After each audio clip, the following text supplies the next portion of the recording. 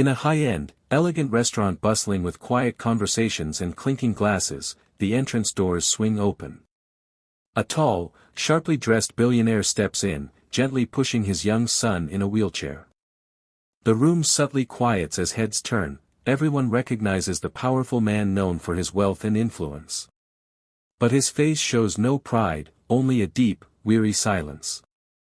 He walks with purpose but without joy, guiding his son toward an empty table. A young waitress, cheerful yet composed, approaches with a warm smile. She greets them politely, unshaken by the man's status, and leads them to their seats. As they settle in, the boy, no older than 8, tries to pick up his fork. His hands tremble, his movements slow and uncertain. He struggles to scoop up a bite but drops the food again and again.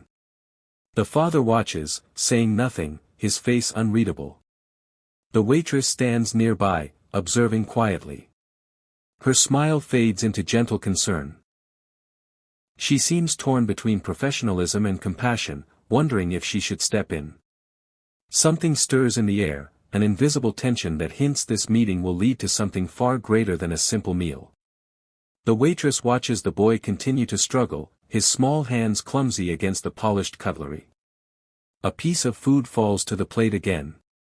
His face tightens, not from frustration, but a quiet sadness that's all too familiar to her.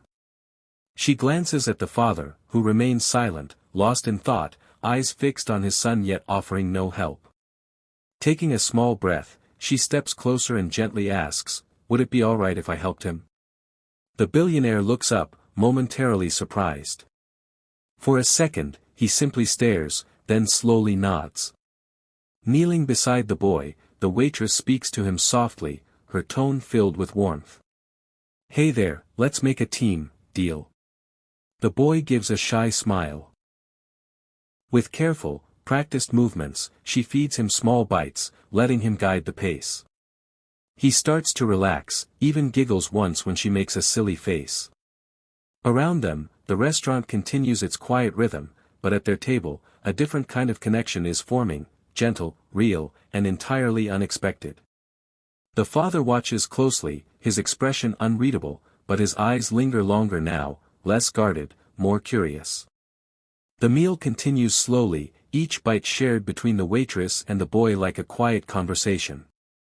She laughs softly when he makes a joke, praises him gently when he tries to hold the spoon himself. The boy begins to glow with confidence, a light in his eyes that wasn't there before. The billionaire sits across from them, motionless, his hands clasped on the table. He watches, but this time, not with distance. His gaze follows every gesture. The care in the waitress's hands, the patience in her voice, the way she looks at his son like he's more than just a disabled child. Like he matters. For the first time in a long while, the man sees his son smile, not the polite, practiced smile for cameras, but a real one. Full of joy. His chest tightens, but he doesn't speak. Instead, he shifts slightly in his chair, eyes blinking faster than usual. There's a softness creeping in behind the walls he's built. He looks around the room, waiters moving quickly, customers eating, phones in hand, but none of them see what he sees. In a world that often passes his son by, this waitress has stopped, noticed, and cared. As the meal ends, the boy looks content, his face relaxed, a little sleepy from the food and laughter. The waitress gently wipes his hands with a napkin, her movements motherly and full of care. She smiles at him one last time before turning to clear the table. The billionaire stands and walks quietly toward the counter, where she's placing the plates. She looks up, slightly startled to find him there. "Thank you," he says, his voice low but sincere. "You didn't have to do all that, but you did." The waitress smiles politely. "He's a great kid. Just needed a little help, that's all." He studies her for a moment. "What's your name?" "Anna," she replies. "Anna Malik."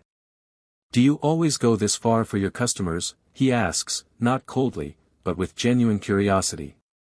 She hesitates, then shrugs. "People need kindness. I try to give what I can, even if it's just a little moment.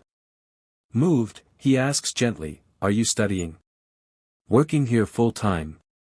Anna opens up, just a little, explaining her night classes, her second job, her ill mother. She's tired, but hopeful. The billionaire nods slowly. Something shifts behind his eyes. He's no longer just listening. He's planning. The next morning, Anna arrives at the restaurant, tying her apron like any other day. She's exhausted from her night shift at the care home, but pushes through with her usual quiet strength. As she enters, the manager approaches her with an envelope. This came for you, he says, a bit puzzled. Anna takes it, confused. Inside is a formal letter on thick paper, her name written in elegant font. She begins to read, and her hands start to tremble. The letter reveals that a full scholarship has been arranged in her name, tuition paid in full at the university she's been dreaming of.